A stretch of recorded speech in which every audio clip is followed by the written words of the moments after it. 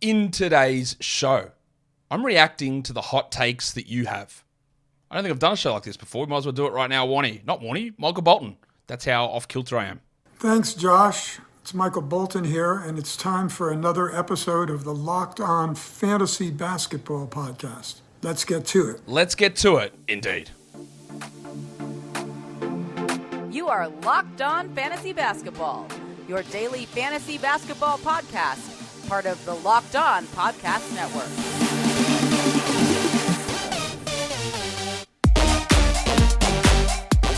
Hello and welcome to the Locked On Fantasy Basketball Podcast, brought to you by Basketball Monster. My name is Josh Lloyd and I am the lead fantasy analyst at basketballmonster.com. You can find me on Twitter as always at redrock_bball, on TikTok at redrock_bball, and on Instagram at Locked On Fantasy Basketball. Thank you for making Locked On Fantasy Basketball your first listen every day. We are free. We are available on all platforms. So I've been doing a lot of stuff. Sleepers, busts, mock drafts, which if I have a look, I think there's a mock draft coming this week. Yeah, probably one on Friday. Deeper League, head-to-head, 16 team I think we're going to do. Head-to-head mock draft. That's coming later this week. Be on lookout. But I just wanted to take a little show out here. We are going to do two more today. There's going to be a Rockets preview show and a Pacers preview show, which is fortuitous, or some might say serendipitous timing. And I just only learned how to use that word. That's why I said it. Because apparently Buddy Hield is going to be traded, and we'll talk more about that in the Pacers show later on. But they're coming today. What we're going to do here is react to the hot takes that you guys had. I've looked at some of them, but there were like 200 plus replies, so I haven't seen them all. So I hope we get some sort of an authentic reaction out of some of these. All right, let's try this out. Warnie. Let's get it on, Gilly. All right, let's go through these tweets. I'm not going to go through all of them, of course, because it's 200. Sloan says, Jamal Murray not only makes his first All-Star game, yeah, that's not a hot take, but he makes the All-NBA second team. That's pretty warm. That's spicy. But, okay, we can rule Ja Morant out of that. Luka and Steph, they're going to be in the mix. Kyrie, Harden, probably not. Brunson, Halliburton, Edwards as a guard. Yeah, that's pretty spicy, mate. That's hard to get there. Walker Kessler leads the NBA in rebounds and blocks. Easy. That's fine. That's not hot. Kawhi Leonard wins MVP. That's absolutely scorching. But this next one is the more scorching one. Sam Rosen. Zach LaVine is just as good as Devin Booker. He's just been consistently in worse situations. At some point, Sammy, maybe some of those worst situations is because of the player himself. Yeah, look, LaVine is relatively good. He also, Booker's been a bad defender. He's okay now. LaVine's shocking, dreadful, bad decision maker. And he's not as good as Devin Booker. Sorry, simple as that. B-Dub, FBI basketball legend, co-creator of FBI basketball, host of the World Cup, says the NBA would get more. A 58-game season gets the NBA and its teams more net revenue than the current setup. Yeah, I get it. Now, the key part there is net revenue versus gross, because losing 24 games, it's harder to get that amount of gross revenue back. But what you do there is you, obviously, with the fewer games that you host, you cut costs. So your gross versus expenses, the net is there. But what you're hoping for is that every game means more. Players are playing at a harder level because they're not having to play as much. Or not harder level, there's less injury risk and they're playing more games. And you can also, because the product becomes a little more rare, there can be an increase in ticket pricing. The networks might pay more in media fees because of the increased importance of a regular season game. That's, again, B-Dub. It's hot. It's not that hot, though. It's not that hot. Okay, let's go through.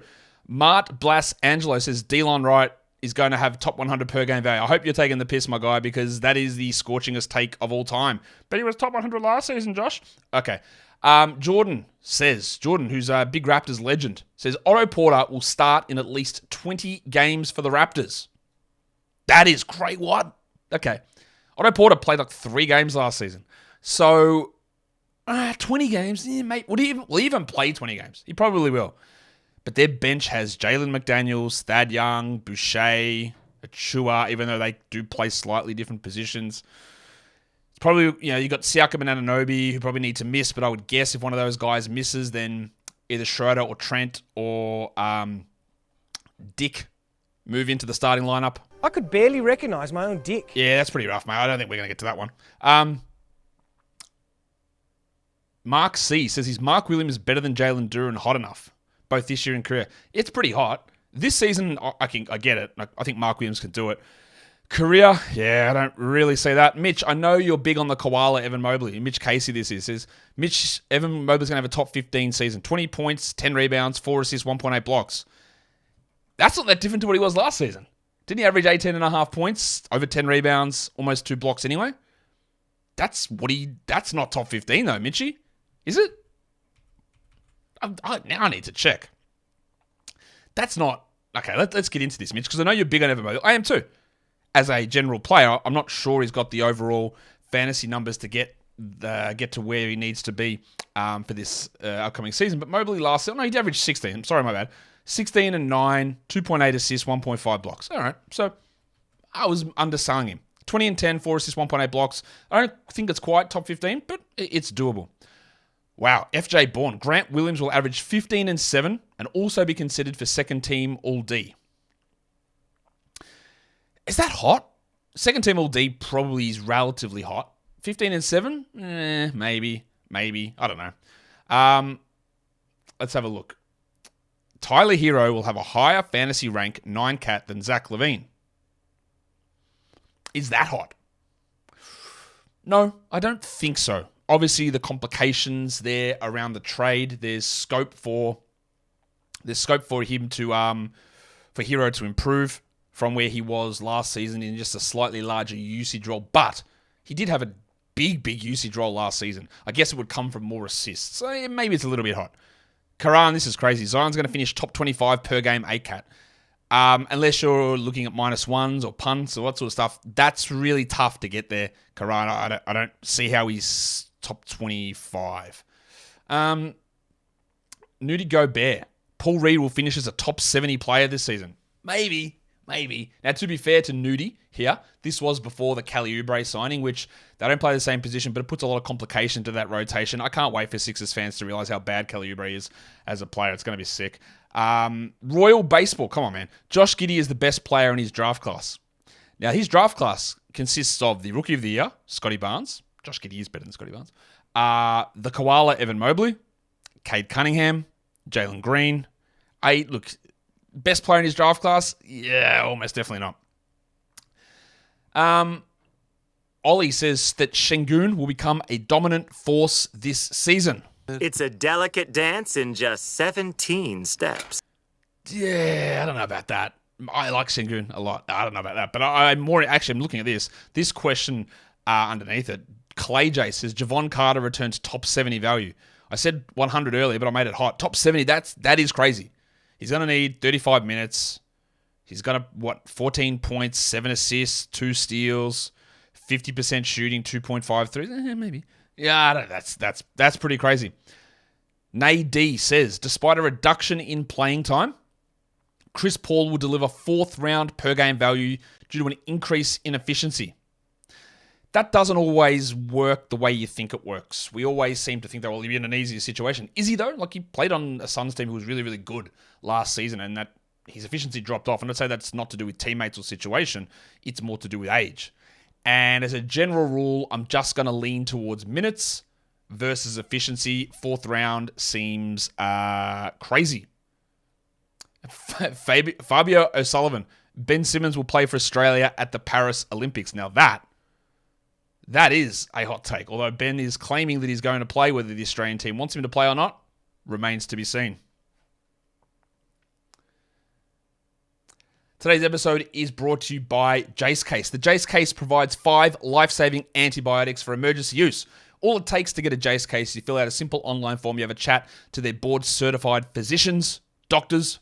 Again, what is the word physicians? It's a terrible word. Sorry, it is. And then you get ongoing care from those said physicians. I don't know why I did that. They're real physicians. Or any treatment-related questions. It's doctor created, it's doctor recommended, but the point of what it is, you get these antibiotics for emergency use, for a disaster you hope never happens. You don't want to be trapped in a situation where there's an earthquake, the road is cut off, where there's a fire and you've damaged your house and property, or there is a flood and you are dealing with infections and you cannot get to a doctor or hospital. The best way to use this Jace case is to never use it. That is the whole point of this. You never want to have to use it. But in a situation where you need to be prepared for the worst, having these things on hand might be the difference between life or death. They get handled through the licensed pharmacy in terms of delivery. You get ongoing consultation and care, and you just have that peace of mind that you and your family can be ready for anything should disaster strike. Save more than $360 by getting these life-saving antibiotics with Jace Medical plus an additional $20 off if you use the code locked on at checkout at jacemedical.com. That's JASE medical.com. Then the promo code is locked on.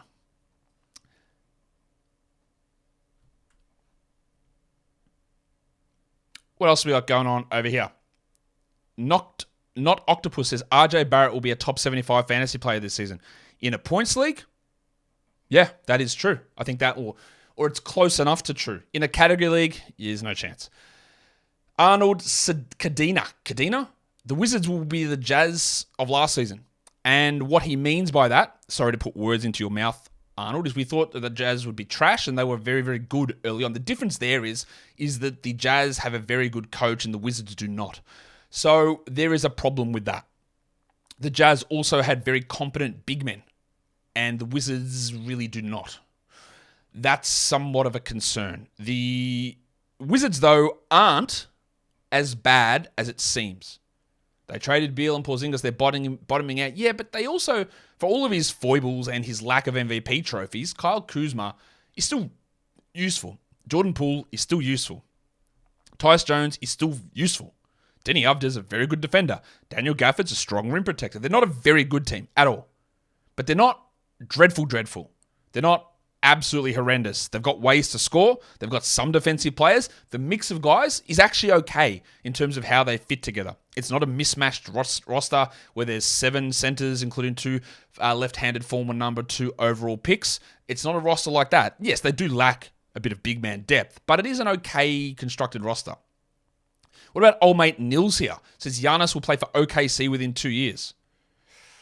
Well, there's so much noise coming directly out of Giannis's mouth about his future and what he views and whether that's pressure on the organization or smoke signals that he's just pissing off. I don't know. Giannis in OKC with Shea, it would probably mean someone like Giddey moves on back to Milwaukee in a trade, or Giannis signs there in free agency. But that is that is hot, but I'm not going to discount it. Benny Bob says Kristaps Porzingis is the most underappreciated player in the league. That is hot. People who hate on him haven't watched him play since New York. I would agree that he is definitely underrated. He had some of the best defensive and just overall actual metrics, advanced metrics, in the entire NBA last season. Is he the most underappreciated player? Maybe. But I like it. I assume this is pronounced Kaiser. I don't know how to say it. Kaiser 9450. Jalen Brunson has already had the best year in his career. Hot take? Sure. Do I kind of maybe sort of agree with it? Maybe. It's not outrageous. Elihu Alfaguta. Apologies if that's not pronounced correctly. Devin Vassell is the best fantasy Spur this season. Very easy to see that happen. Chris Tompkins has gone crazy. He's really taken it on board here. He says, Jovic, Little Chungus, not Jokic, is a top 75 asset this year in fantasy. No, he's not that good. But there is a level of bias here with me with Jovic. I didn't love him as a prospect. I had him at about the spot he was drafted, which was late 20s, and people go, man, it's a steal. It should have been top 15 guy. I never saw it with him. I didn't see it with him last season. He had a couple of strong games in the World Cup, absolutely. That doesn't mean Dennis Schroeder is the best player in the world, though. Like, is he going to go to Portland and they would start him with Jeremy Grant ahead of Matisse Thybulle or ahead of Shaden Sharp? No. Like, what's no? You know what, mate? Absolutely not. There is no way top 75. Alex Wire, I'm also going to tell you that this one's no way. Killian Hayes could be fantasy relevant this year. Well, he's actually fantasy relevant last year, and there's no chance he's fantasy relevant this year. John Collins has a career year and finishes top 30 in fantasy rankings. Jack, I'm sorry to break it to you. That's not a career year because John Collins has already had a top 20 fantasy season. There you go. Proof of Thermodynamics. What an interesting account name. Christian Brown enters the season as the NBA's best sixth man. All right, you're saying enters the season, so that's literally right now. Literally right now. And I'm telling you now, that's not a hot take. That is just blatantly untrue. Because I always like to do this when I look through teams. I go alphabetical. Let's start with A. You've already lost your bet because Bogdan Bogdanovic is better than him. You're already out on that. In Boston, it's going to be one of Al Horford or Rob Williams, or it's Malcolm Brogdon, where you lost there with two teams. In Brooklyn, maybe you could make the argument, but what if it's Spencer Dinwiddie? Is he better than Christian Brown? That's debatable. Charlotte, Gordon Hayward, Brandon Miller, Miles Bridges. One of those guys is going to be a sixth man. Better than Christian Brown? Yep. Chicago, Alex Caruso. Yep, he's better than Christian Brown. Let's keep going. Cleveland, Karis LeVert. Yeah, probably. Dallas, Tim Hardaway. No, Brown's probably a better player there. Denver. Well, it's Christian Brown. Detroit. Marvin Bagley. No, Detroit. Alec Burks. Asar Thompson. Can't give him that title just yet. Should we just keep going with these? Golden State. Kevon Looney. Chris Paul. Looney, maybe. Paul, definitely not. Your Brown's definitely not better than him. Houston. Tari, regular season. Brown's probably better than him at this point. Indiana. Well, it's at the moment, it's going to be Buddy Hield, and he's clearly better. I'm done with this one after this one, but Buddy Hield. Buddy, could he do it? Could he do it? Is there anything the man can't do? Yeah, he can't come off the bench because it hurts his ego too much. Every time I play this clip, I'm going to have something that Buddy can't do. Yeah, every time that he gets put on the bench, this bloke pisses and moans. And to be fair to him, he is a much better player than Benedict Mathurin, and he would make a ton more sense, I think, in their starting lineup, but they do have to see what Mathurin can do. So I get that he would be pissed in that scenario because he's better than him, very clearly, and he contributes to winning a lot more. But the man just cannot take coming off the bench at all. All right, let's go to another question. LaMelo Ball has the Shai Gilgeous-Alexander breakout this year. Okay, all right. He needs to be, obviously, just way more efficient. There's a lot of rewriting history on LaMelo Ball. The bloke is what? Not even 22 yet, I think. You think he's still 21? He's already been an all-star. He's dragged this sorry-ass franchise to the play-in twice. That's not great, but we saw what happened when he didn't play. He's been really, really good. And I think people just don't understand that. Could you have the Shai breakout? That efficiency is probably not going to get there. Shai's like an absolutely elite 100th percentile driver to the rim, and LaMelo's not that. Andrew says OKC is easily going to be a top 5 to 6 seed this season. You know what, Andrew? That's not a hot take. If you had said OKC wins or was a 1 seed or gets to the Western Conference Finals, I'd say that's a hot take that maybe I see. 5 to 6, sure, whatever. No problem with that. Corey. Here we go. Let's get spicy. The Pelicans need to stop dinking around and trade Zion Williamson. If he is healthy, he still can't space the floor and is one of the worst defenders in the whole league. I don't know about that. So you're not winning a title with that. And that's best case scenario. I don't understand why this is so difficult. Because when he is healthy, they were the best team in the Western Conference. And you can say you don't win a title, but maybe you do. I wouldn't rule it out. Is he a bad defender? Yeah, is he a below average defender? Probably more accurate. Has he shown that he can be a good defender? In college, he absolutely was. I think that's... Should they trade him because of other things or their health? No problem. But some of that other stuff I don't really agree with. John Ack. The Timberwolves are a top 4 team in the West. Very easily can see that. Very easily can see that. Now, Ollie, I'm not going to read you one out because you're taking the piss there about Dylan Brooks, but no way. Andrew Joseph. The Celtics will be the 5th seed. 5th. So you're going to say Milwaukee, Miami, Philadelphia, and Cleveland, I'm guessing, are ahead of them. Too much uncertainty with their Philadelphia. Milwaukee, yeah, maybe. Miami, no, absolutely not. Maybe if they get Lillard, maybe. That's a wild one. I know that's the smart Porzingis thing, but that is pretty wild. Here's one. Lockie, let's go. Americans, how often do you say the name Lockie? Never, I'm guessing. Larchie. Here's one. Chet finishes higher in fantasy rankings than Jaren Jackson Jr. Spicy. Yeah, I like it. He won't, but I like it. What about Jason here? Jokic won't be a top 3 fantasy player. I'm going to guess you're going to say Embiid. You're going to say Halliburton and Shea, I'm guessing? I don't know. That's pretty crazy. Deej says Scotty Barnes will average a near triple-double. 8, 8, and 8? He might go... I could see 15, 6, and 8. 16, 6, and 8? Yeah, maybe. Not quite there with that one for old mate Barnesy. Not quite there for it.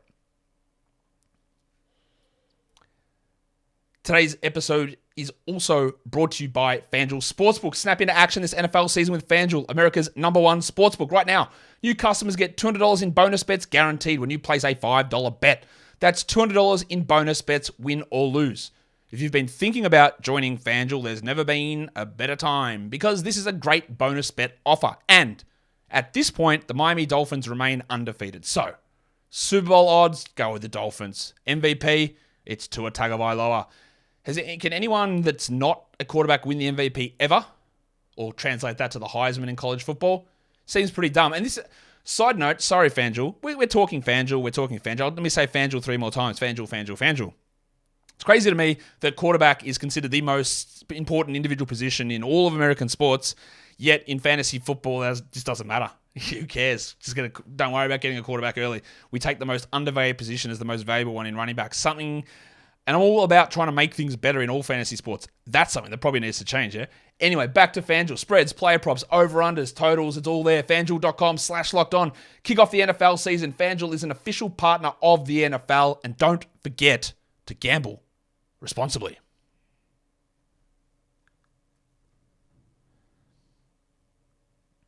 All right, we went through some Twitter hot takes. Oh, as I screwed that up on that screen. What a terrible look that was on my face on one of those reels. We're going to Instagram to have a look at some hot takes over here. Jay Sherl, this is what we're talking about, Jay. Mr. Sherl. The Oklahoma City Thunder will be the top seed in the West. Let's go. House of Kane says a healthy Zach Collins will be a top 50 fantasy player this season. It's not that far off. Maybe. I just think Wemby takes some blocks and rebound opportunities away. It's not that far off. Kaharan. Now I'm going to be bad at pronouncing some of these usernames. He says Franz Wagner will be the Magic's best player. That's not hot. He was that last season. And deliver 4th round value. I don't mind it. He comes out remarkably high in my Bazemore Dynasty rankings and in my Durant rankings too. So I don't mind that one. Jeremy Hubin is smoking meth. Anthony Edwards MVP and takes the Wolves to the conference finals. I could actually see maybe the conference finals, maybe. I think the Wolves might be a lot better this season. MVP, yeah, that's tough. Nabil Sheik 15. If the Clippers are fully healthy throughout the season, they can win the championship, and if they get Harden, then they are the favorites. Honestly, the only part you argue with there is if the Clippers are fully healthy, because they're not, because Kawhi is coming in after knee surgery. We know that. But the other stuff, fine. Fair enough. I get that. Agent Intellect. Zion plays 65-plus games and makes an All-NBA team. If Zion plays 65-plus games, he will 100% undoubtedly guaranteed make an All-NBA team. He should have made it in year 2. Egregious that he was forgiven, overlooked, that's better, for Julius Randle. He should have went up then. Wow, Saucy Monster goes hard and goes Zion wins MVP. Well, okay. Steve Bassett. Jarris Walker makes all-rookie first team. Not that hot. It's not, maybe. Not that hot. Okay, this is insane. Porzingis will be a top 3 player in the league. I know I said hot takes. I didn't mean that you've set your eyes on fire. Doubler Bubbler. Really? Porzingis is a better player than Jaylen Brown. Is that hot? I don't think it is. I think it might actually be accurate. I'd love to. What do you guys? Is that an accurate take or is that inaccurate? I think it's pretty close. Liam Finnegan says Magic get into the second round of the playoffs. Not all that hot either. But I like it. I like your spicy takes that you guys threw out there. Just a little bit of a fun show before we get back into the serious fantasy basketball business of talking about the Rockets and the Pacers later on today. If you are watching this on YouTube, it's your turn. What is your insane hot take for fantasy or NBA for this coming season? Drop it in the comments below. React to these crazy, stupid takes we had here as well. And stay tuned to the channel. Subscribe, notification bell. I love it when you flick it. Just flick it a couple of times, get it going, and then you'll never miss a show. Guys, we are done here. Thank you so much for listening, everyone. See ya.